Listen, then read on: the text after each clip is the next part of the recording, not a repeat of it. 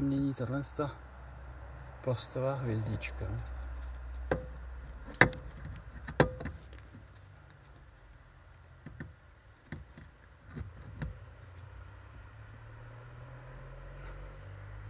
Tak pojď. Tato věc bývá vydrolená, to zelený bývá úplně rozdrcený.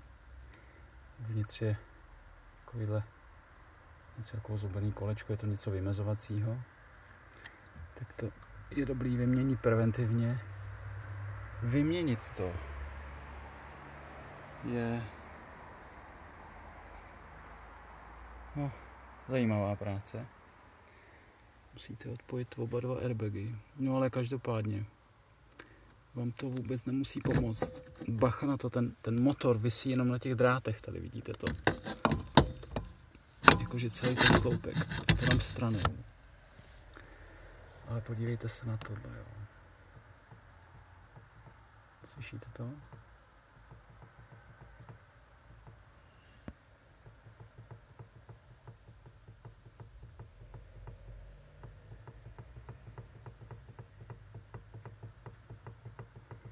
A tohle vám dělá auto.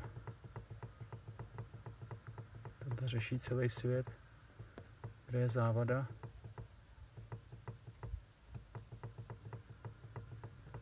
Závada je v tomhle případě možná někde v tomhle, že tady bude klasický převod, nějaký šnekovej nebo něco podobného. Často řeší lidi tyhle kardany, jo, že to vyměnějí jako kardan řízení, že to trošku pomůže, ale v tomhle případě tady žádná vůle není, bylo to sundaný dole. A je někde chyba v tomhle tom.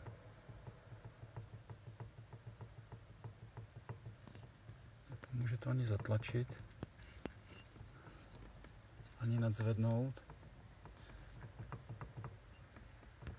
Prostě je vakl.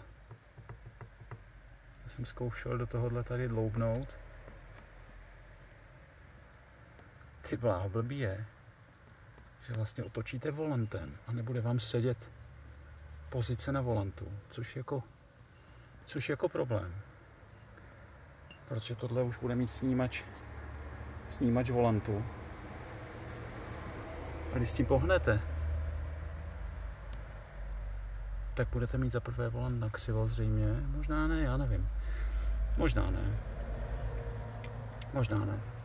Otázka je, to by musel být snímač pozice i v tom motoru. Jo, což já nevím. Takže tak doufejme, že ne, že se mýlím.